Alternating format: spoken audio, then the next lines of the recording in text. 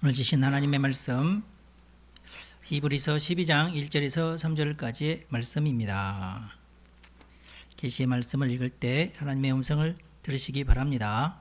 이러므로 우리에게 구름같이 둘러싼 허다한 증인들이 있으니 모든 무거운 것과 얽매이기 쉬운 죄를 벗어버리고 인내로서 우리 앞에 당한 경주를 하며 믿음의 주요 또 온전하게 하시는 이인 예수를 바라보자. 그는 그 앞에 있는 기쁨을 위하여 십자가를 참으사 부끄러움을 개의치 아니하시더니 하나님 보좌 우편에 앉으셨느니라. 너희가 피곤하여 낙심하지 않기 위하여 죄인들이 이같이 자기에게 거역한 일을 참으신 일을 생각하라. 아멘. 하나님의 말씀을 가지고 구원받은 이의 경주, 이런 제목으로 말씀을 드리겠습니다. 인생이 길어야 100년인데요. 물론 이제 과거에 비해서 긴 세월이고, 물론 누군가에게는 짧은 세월이겠지만은 누군가에게는 또 지루한 세월이기도 하고 그렇죠.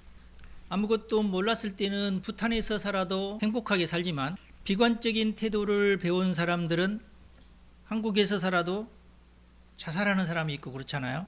결국 인생이란 이미 끝은 다 정해져 있는데 살아가는 동안에 수많은 행운이나 불행이나 이런 경험들을 하게 돼 있고 또 다 모든 인생은 다 결국에 최후의 심판 앞에 서게 마련입니다.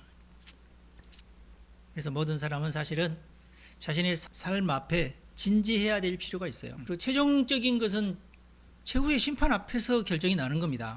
지금 모든 것이 결정되는 것도 아니고 지금 내가 불행하다고 해서 최후의 심판 앞에서도 불행할 것이다, 그런 것도 아니고 이번 생을 내가 좀 힘겹게 다른 사람들보다도 덜 행복하게 살았다고 해서 최후의 심판 때 앞에서도 그럴 거냐, 그건 아니잖아요. 억울하게 살았고 억울한 죽음을 당했을지라도 최후의 심판 때 앞에서는 칭찬받을 수 있거든요. 우리가 좀 그렇게 넓게 보면서 당장 바로 내 앞에 나의 행복이 아직은 아닌 것 같다는 이런 것 때문에 절망하거나 그러지 말자, 그런 뜻입니다. 다행히 우리 하나님께서 우리 주 예수 그리스도를 통해서 구원의 길을 이렇게 예비해 주셨잖아요. 이것만으로도 우리는 참 행운이다, 저는 그렇게 봐요. 그리고 이제 보통 사람들 같으면 굉장히 긴 세월을 우리가 살지 않습니까? 어떻게 보면은. 그래서 그 세월 동안 우리가 하나님이 마련해 주신 어떤 그런 구원의 길을 걸어갈 건지 아니면은 그 길은 거부하고 내 마음대로 할 건지는 하여튼 본인이 선택해서 가는 거니까. 오늘 말씀은 이미 하나님께서 예비해 주신 구원을 얻은 사람들에 대한 말씀이에요. 구원이라고 하는 것이 한 번 받은 걸로 끝나는 것은 아니고 때마다 일마다 여러 번 또 여러 가지 단계가 있죠. 구원의 단계. 근데 그런 구원들이 쌓이고 쌓이면서 더 나은 인생으로 진입을 하게 돼 있어요. 결국에는 이 세상을 떠나서 천국 가서 영생을 누리게 돼 있고 멸류관을 받는 영광에까지 나아갈 수가 있지 않습니까? 그렇기 때문에 우리가 인생을 참 소중하게 여겨야 됩니다. 여러분들이 도전하시고 좀 더 높은 단계로 또 올라가려고 노력을 하시면 하나님이 다 또 도와주시죠. 예를 들어서 병 걸렸다 그러면 어떻게 되겠어요? 빨리 병 나아야죠. 일단 병부터 나아야지 내가 출세부터 해야 되는데 이건 아니잖아요. 그러니까 구원의 단계가 있다. 일단 그 사람은 병 낫는 것이 첫 번째 구원입니다.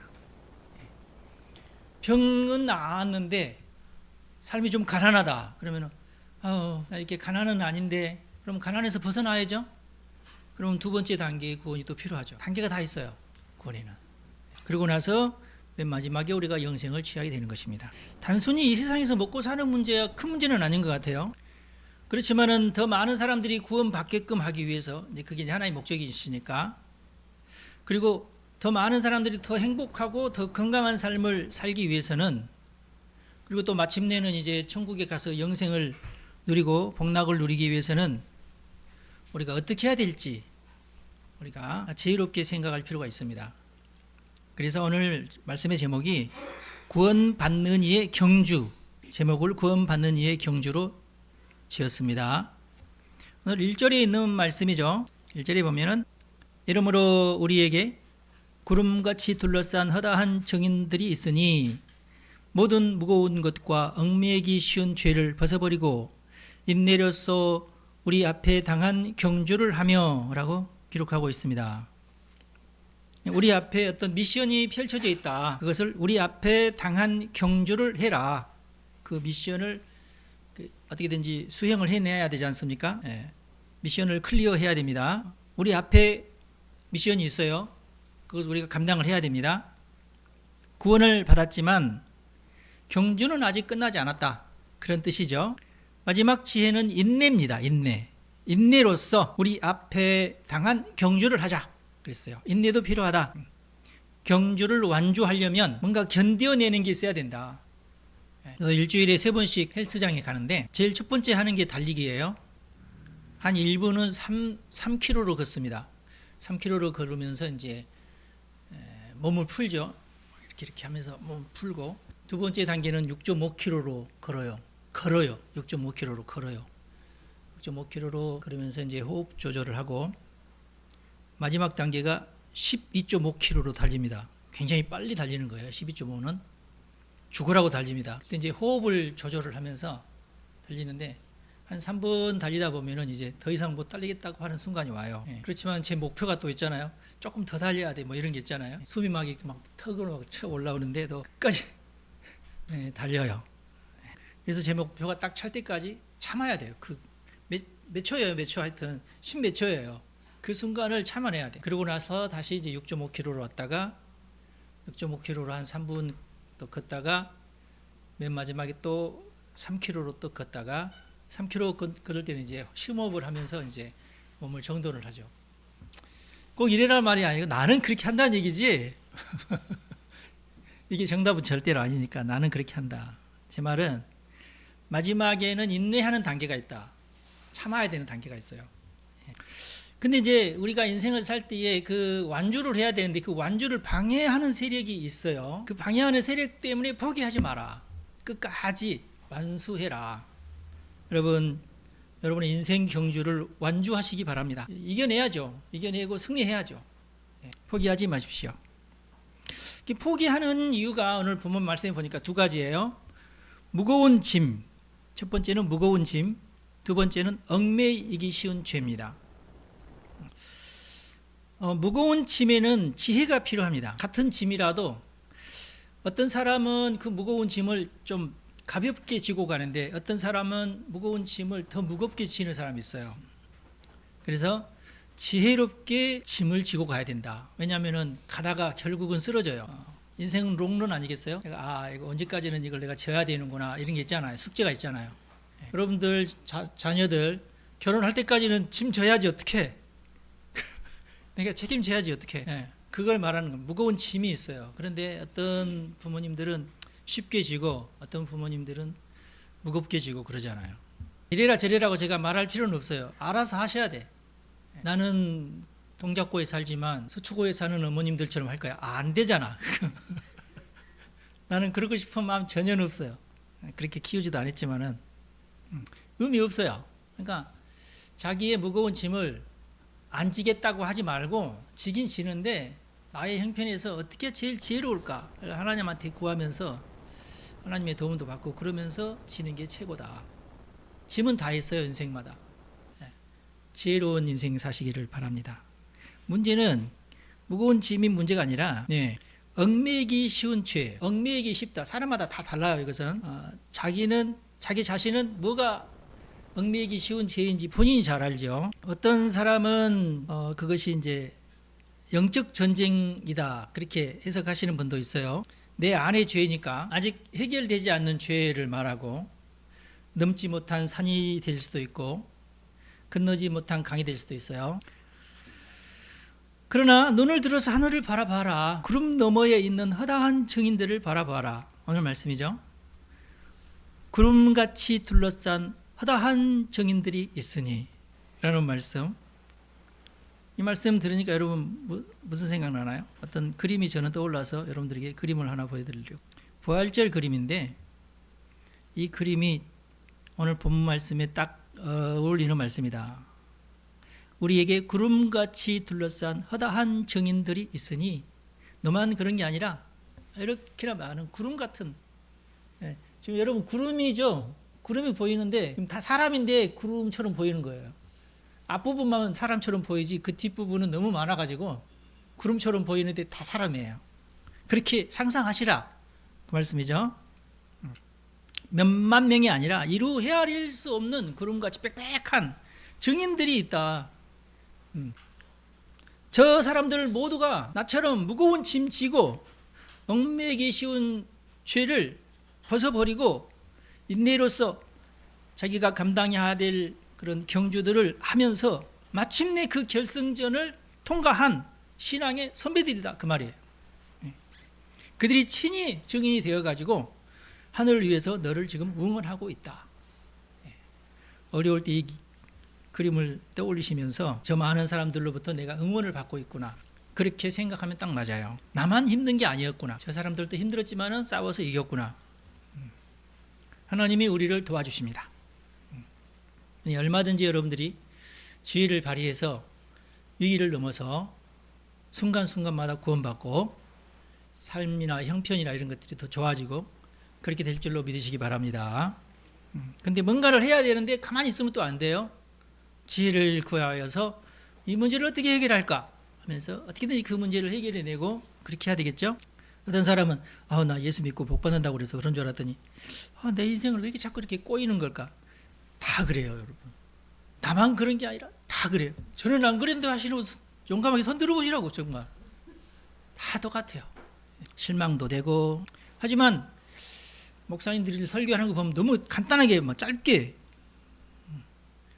정말 짧은 글이 뭐냐면 예수 천당 예수만 믿으면 천당 이런 딱 4글자잖아요. 그래도 예수님 믿고 복 받으세요 그러면 그래도 조금 길죠. 또는 하나님이 당신을 사랑하십니다.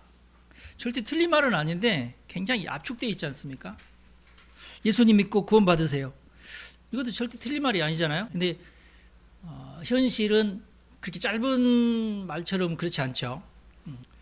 신앙생활이 사람마다 그 힘겨움의 차이가 있어요. 달라요. 어떤 사람에게는 간단한데 어떤 사람에게는 간단치 않아요. 그러나 미리 따지면은 그게 당연한 것이고 힘들긴 해도 절대로 이것을 내가 어떻게 할 수 없거나 불가능한 것도 절대로 아니고 가시밭길이긴 하지만 인생 항상 가시밭길은 아니고 물론 이제 우리가 과거에 일제시대 때부터 그래도 한 2000년대까지는 그럴 수 있었어요. 저도 이제 그런 사람 많이 봤고 정말 힘겹고 어려운 분들 많이 봤지 않습니까? 그때 당시에는 정말 목숨 걸고 교회 다니는 사람들도 있고 그랬어요. 시대적인 숙제인 것 같아요. 그래서 오늘 말씀에서 말씀하시고 있는 것은 뭐냐면 무거운 것과 얽매기 쉬운 죄는 희생인 것과 죄의 권세 두 가지로 나눌 수 있어요. 희생이라고 하는 것은 거룩한 가치를 위해서 내가 감당해야 되는 수고를 말합니다. 얽매기 쉬운 죄는 습관화된 죄를 말하고 대부분 이제 이런 습관화된 죄에 대해서는 어떤 기질 또는 쓴뿌리 이렇게 표현하기도 하고 견고한 진 이렇게 표현하기도 하고 가게로부터 내려오는 어떤 저주 이렇게 표현하기도 하고 막 그래요. 이런 것들이 다 복잡하게 이렇게 얽혀 있겠죠. 어떤 것이 더 무겁냐 더 가볍냐 사람마다 다르고 시대마다 다른 것 같아요.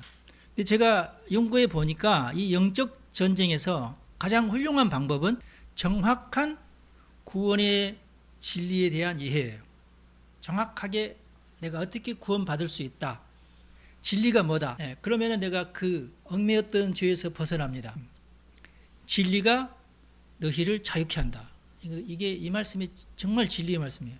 진리가 2번 반복돼서 좀 그런데 진리가 우리를 자유케 한다는 것이 진리라고 해요. 그래서 이 진리에 대한 이해도가 얼마나 깊냐, 얼마나 정확하느냐에 따라서 그 사람이 자신의 그 얽매기 쉬운 죄를 어떻게 벗어나게끔 되느냐. 이게 잘 이해가 안 되시는 분들은 거기에서 잘 벗어나지 못하고 잘 이해가 되신 분은 금방 벗어나고 그래요. 그러면은 진리를 잘 이해만 하면은 벗어나느냐? 그건 아니고 가족의 중보 기도가 그 다음으로 효과적이에요. 나를 위해 중보해 주는 사람이 있느냐? 나는 아버지도 없고 어머니도 없고 하나님이 여러분의 아버지십니다. 아버지가 나를 위해서 중보 기도해 주면 좋지. 돈 필요할 때 이번에도 알았다 1000만 원만 주면 돼? 그럼 좋지 물론. 그렇죠. 그러나 하나님이 계시잖아. 하나님한테 기도해야 돼. 그러면 저는 돈 필요할 때 하나님이 주셨어요.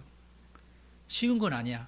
하나님 멀리 계신 것 같고 막 힘들어. 아버지, 내 부자 아버지가 있었으면 전화 한 통이면 되는데, 그쵸? 그래서 결국은 내가 저희 아버지가 돌아가신 지 오래돼가지고 할 수 없이 하나님 아버지한테 밖에 매달릴 수밖에 없었는데 그때마다 도와주셨어요.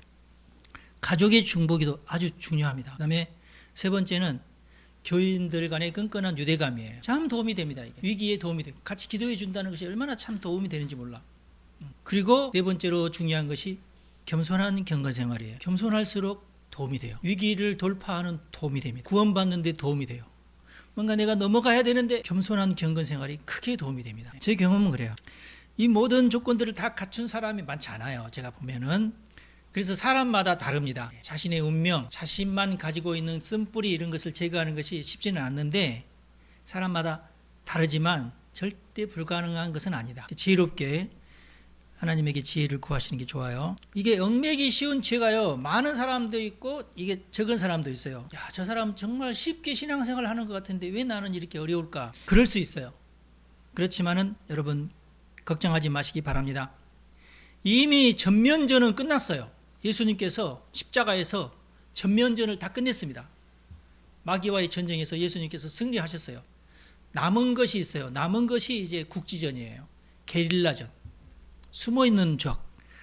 감당할 시험 외에는 감당할 것이 없습니다. 그래서 잘잘한 전쟁만 남았어요. 근데 그건 내가 해야 돼.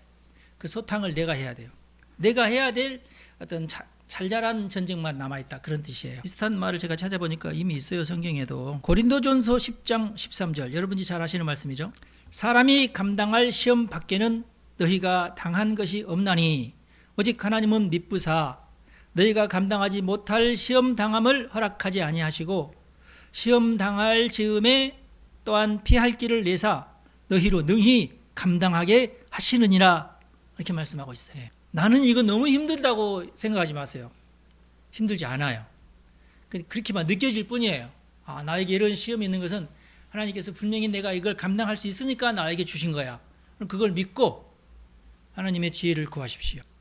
근데 이제 이때 시험에 드는 것이 이게 조심해야 되는데, 시험에 든다는 것은 뭐냐면은 내 인생 왜 이렇게 꼬일까? 여기 이제 시험이야. 이게 감당할 만한 시험이 왔으니까 주야 이거 어떻게든 내가 이겨내겠습니다 이래야 되는데 내 인생이 왜 이럴까? 이러면은 시험에 드는 거야. 그게.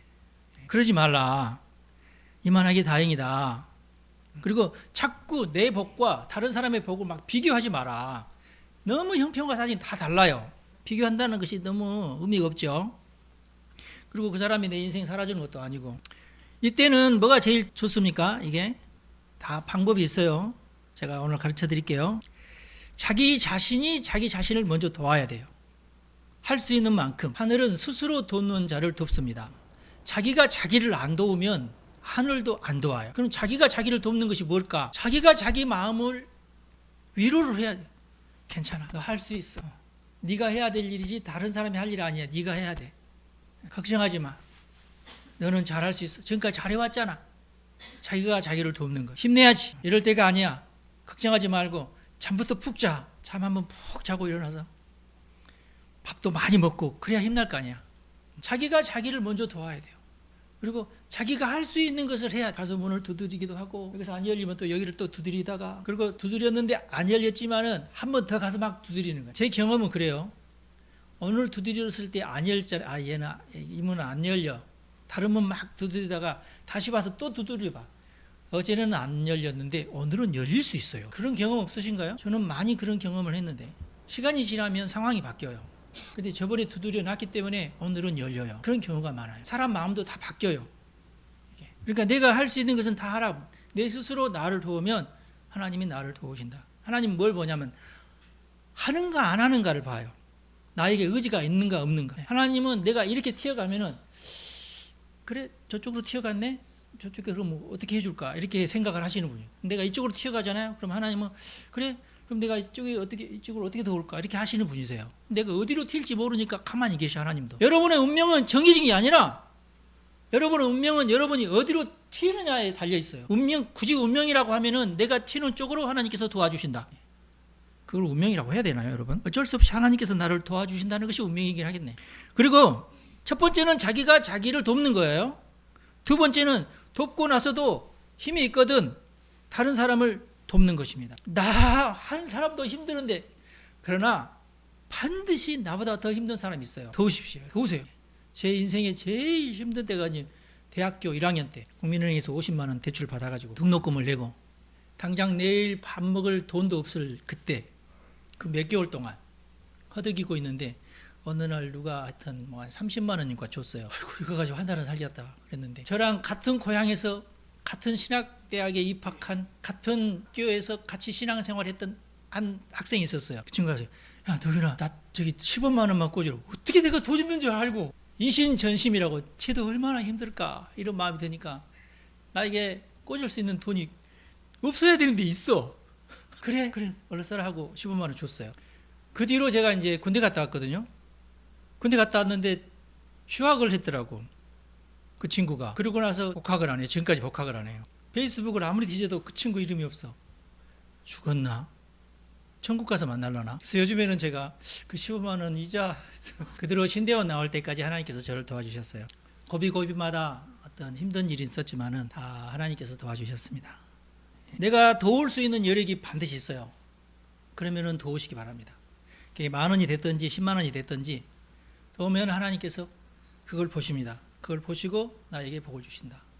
먼저 나를 돕고 찾아보면 나의 도움이 필요한 사람이 있으니까 그 사람을 도우라. 그게 결국 나를 돕는 거예요. 사실 하나님께서 다 계산하고 계시고 필요할 때마다 천군천사를 보내서 나를 도우시면서 나를 그 자리에서 구원해 주십니다. 구원은 일회성이 아니에요. 순간순간 우리가 어려울 때마다 하나님께 기도하고 하나님께서 그때 나를 도와주시는 거예요. 그게 구원이다. 아무리 기다려도 돕는 사람이 없고 천군천사도 나를 안 도와주고 그러면은 하나님 너무하신다고 하지 말고, 이건 그때는요 반드시 이 원리예요. 아, 내 스스로 해결해야 되는구나.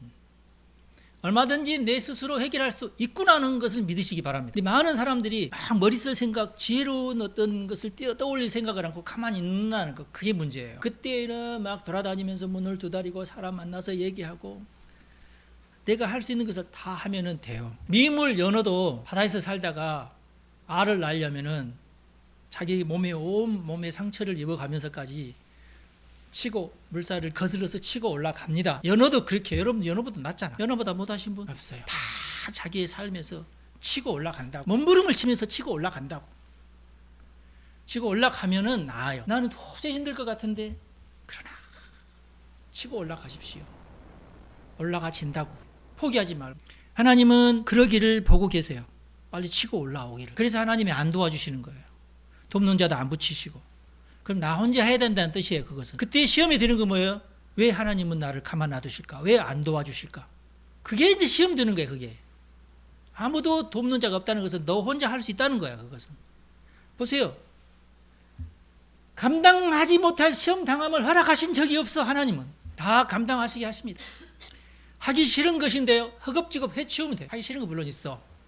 그러나 할 수 없는 것은 없어요. 내가 누군데, 내 자존심, 나는. 여러분 그런 거 다 소용없는 거예요. 정말 할 수 없는데도 막 신용이라도 하면은 지혜가 생기고 문이 열려요. 그러면서 용기도 나고 힘이 생겨요. 안 될 것이 없어요. 우리는 예수님의 제자들 아닙니까? 예수님처럼 살면 돼요. 그 순간 예수님처럼 행동하고 예수님처럼 말하고 예수님처럼 생각하고 예수님처럼 겸손하고. 예수님이 우리의 모범이잖아요. 그걸 우리는 경건이라고 그러는데 단순히 우리가 순종하면 돼요. 2절 말씀이죠. 오늘 주신 말씀. 믿음의 주요 또 온전하게 하시는 이인 예수를 바라보자. 그는 그 앞에 있는 기쁨을 위하여 십자가를 참으사 부끄러움을 게으치 아니하시더니 하나님 보좌 우편에 앉으셨느니라. 예수님도 쉽게 인생을 살지 않았어요. 가장 힘든 걸, 가장 처절한 십자가를, 그 부끄러운 십자가를 게으치 아니하시고 참아내셨어요. 예수님께서 부끄러움을 게으치 아니하셨다. 난 못해. 난 못해. 부끄러워서 난 못해. 그러지 마세요. 많은 사람들이 내 체면 생각하고 부끄러워서 못하는 게 너무 많아요. 좀 부끄러우면 어때? 예수님은 십자가를 참으셨는데. 무엇 때문에? 구원을 위해서. 내가 이 순간 이거 하면은 넘어가는데 내 체면에, 그런 거 왜 중요합니까? 네. 자기 십자가라고 생각하고 지면 되죠. 불평하지 말고, 피곤하지 말고, 자만하지 말고, 부끄러워하지 말고. 죄가 부끄럽지 체면이 뭐가 부끄러워요? 누가 알아주지도 않고 당연히 안 알아주죠. 누가 나를 알아줘요? 여러분들은 뭐 알아주시나요? 아무 쓸데없는 그 유명 연예인들이나 알아주지. 여러분들이 그 사람들이 나 알아줄 것 같아요? 솔직히 안 알아줘. 또 그게 또 무슨 소용이 있어? 아무런 의미도 없지. 옛날에 어떤 분이 뭘 가져왔냐면은 종이가 그때 한참 H.O.T가 유명한 때였어요. H.O.T 사인을 다 가져와서 야 이거 너 저기 보세나 향이 줘라. 뭐요? 이거 내가 H.O.T 만나가지고 내가 사인 받아왔다. 야 알았어요. 안 줬어요. 우리 애들이 그런 거 쳐다보지도 않아. 그 왜 유명인들한테 사인 받으려고 하는 난 이해가 안 돼. 정말 나는 아무 의미 없어요. 누가 나를 알아주지 않는다는 거 너무나 당연한 거예요. 그거 왜 나를 알아줘야 되는데 각자 자기 인생을 열심히 살면 되는 거예요. 자존심 부리는 사람이 제일 어리석은 사람이야. 돌파 못합니다. 겸손하면 되는데 고집 부리다 망치고 고집 부리다 기회를 잃고 폼 잡다 사람도 잃고 결국에는 더 험악한 어떤 선택을 할 수밖에 없는 그런 지경에 이르고 나서야 그때 이제 후회한다고. 꼭 그런 사람들이 하나님도 원망하고 왜 나에게 이런 혹독한 시련 주시냐고 울부짖고 하나님 그런 적 없어요. 감당할 시험만 주시는 분이십니다.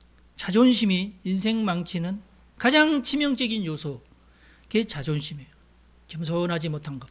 누가 힘겨워 보이면 내가 도울 수 있는 거 도우면 돼요. 누군가 나를 도와줬으면 좋겠다 하고 막 그런 것이 절실하면은 빨리 지혜롭게 내 주변에 내가 도와줘야 될 사람이 누군가를 살피는 것이 최고 지혜입니다. 왜냐? 하나님께서 지켜보고 계시기 때문에. 여러분 무엇보다도 부끄러움을 게으치 마시기 바랍니다. 예수님도 절대 부끄러워하지 않으셨어요. 솔직히는 모든 인생이 다 부끄러워요. 안 부끄러운 인생이 없어요. 다 부끄러워요. 잘 감추고 살아서 그렇지 부끄러운 것이 팩트입니다. 여러분. 그래서 그런 것에 게으치 않는 것이 지혜입니다. 게으치 마세요. 근데 어떤 사람 보면 누군가에게 자기 자신의 부끄러움을 고백하는 사람도 있어요. 용기가 대단해 하여튼. 근데 꼭 그래야 되는 순간이 있는 것 같긴 해요. 저 사람을 위해서 나의 부끄러움을 야 나도 그랬어 이럴 필요는 있는 것 같아. 그러나 성경에서 말하는 지혜는 나의 부끄러움을 고백하라는 게 아니라 개의치 마라. 내 스스로가 그것을 이거 별거 아니야. 나 부끄러워 인정하고 그거 그냥 인정하고 개의치 말라. 나는 연약한 사람이고 나는 부끄러운 사람이야. 나는 못난 사람이야. 그러니까 나는 더 열심히 해야 돼. 그러면 돼요. 자기 스스로가 자신의 부끄러움 때문에 자기가 자기 발목을 잡지 않는 것 그것이 이제 개의치 않는 거예요. 그게 지혜라. 부끄러움 자랑할 것도 아니고 절대 말하지도 말고 그렇지만 자랑할 것도 아니지만은 내가 개의치 않는 것도 참 중요한 거예요. 아주 건강한 태도예요. 부끄러움에 발목이 잡힌다는 것은 뭘 말하느냐? 자신의 부끄러움과 자신의 자존심이 만나면 최악의 상황이 벌어지는 거예요. 그것만큼 답이 없는 게 없어요. 부끄러움은요 겸손하고 만나야 돼요. 그래야 답이 생겨요. 둘이 아주 절친이에요. 그러면 여러분의 인생이 뚫립니다. 3절 말씀해 보니까 너희가 피곤하여 낙심하지 않기 위해서 죄인들이 이같이 자기에게 거역한 일을 참으신 일을 생각하라. 예수님을 생각하라 그 말이에요. 예수님에게 거역한 사람이 얼마나 많았어요. 그렇지만 예수님께서는 그것을 참으셨어요. 참아내셨다. 인내하셨다. 오직 예수님만 바라보십시오. 예수님의 십자가만 바라보고 예수님께서 십자가상에서 그 고통 중에서 그 부끄러움 중에서도 오히려 자기를 신란하고 비난하는 사람들을 용서하신 것을 기억하십시오. 예수님은 그렇게 하셨어. 그래서 내가 기억해야 될 것은 예수님께서 그렇게 하셨다는 것만 내가 기억하고 나도 내 갈 길 갈 때에 예수님을 조금이라도 더 닮는 것 이게 지혜예요. 그렇게 살아야 돼요. 그거 외에 다른 것이 필요하지 않아요. 사실 자존심은 그런 거 필요 없어요. 부끄러움은 그런 것도 필요 없고 우리가 구원받는 우리가 해야 될 것은 어떻게든지 내가 내 경주에서 내가 이겨야 되잖아요. 지금 내 넘어가야 될 이 계단을 지금 넘어가야 되잖아요. 거기에만 집중을 하시라 그 말. 그러면은 승리해요. 마귀가 옆에서 못 넘어가야 되는데 뒤돌아서야 되는데 부끄러워가지고 도망가야 되는데 그리고 지켜보고 있다고. 그래서 우리는 더 힘내야 돼요. 우리가 이길 것은 마귀예요. 마귀의 조롱만 우리가 이해해야 돼요. 예수님 따라서 마귀가 오른쪽 막고 있으면 왼쪽으로 가면 돼요. 막혀있는 길 두고 왜 나는 왜 이럴까 하는 것마다 왜 안 돼? 그러지 말고 돌아서면 돼. 바로 지혜를 구하시기 바랍니다. 그래서 그래 막았어. 나 왼쪽으로 갈까? 그러면 아싸 하고 마귀도 또 이쪽으로 그때 바로 또 왼쪽으로 가면 되지. 구하면서 찾고 두드리면서 또 구하고 그러면은 빨리 성공합니다. 한 번만 시도하다 말고 그러면은 성공 잘 못해요. 여러 번 시도하시기 바랍니다. 그런데 뭐 시도하지도 않는 사람, 게을러 가지고 기회를 놓치는 사람이 더 많아요, 인생에. 그리고 남들 하는 거 보고 뒤쫓아가다가 실패한 사람들 많습니다. 따라쟁이들. 그러지 말고 자기의 길을 가시기 바랍니다. 왜 천국과 지옥이 있는지 아세요? 우리를 위해서요. 우리를 위해서. 근데 왜 이 세상에는 천국도 안 보이고 지옥도 안 보입니까? 없는 것처럼 보일 뿐이에요. 그리고 여러분, 이 세상에는요, 보이는 것보다 안 보이는 것이 더 많아요. 원래 그렇습니다. 여러분들의 눈이 뭐 얼마나 별거 아니잖아요. 여러분 눈에 보이는 것이 많아요? 안 보이는 것이 더 많아요? 안 보이는 것이 훨씬 많아요. 안 보이니까 없다고 얘기해야 돼요? 그럼 바보나 하는 짓이죠. 그래서 하나님은 사람에게 인지력을 주셨어요. 깨닫는 마음을 주셨어요. 생각하는 마음. 판단력도 주셨어요. 상상력까지 주셨어요. 그리고 옳고 그름을 판단하는 윤리 능력까지 주셨어요. 다 있죠. 그래서 지혜로운 사람은 보이는 것만 믿는 사람이 절대로 아니에요. 잘 판단해서 진리를 믿는 사람이 지혜로운 사람이에요. 잘 판단해서. 근데 거짓말을 믿는 사람이 꽤 많아요. 진리만 믿어야 돼요. 진리만. 사람에게는 다른 동물들에게 없는 양심이라는 게 있어요.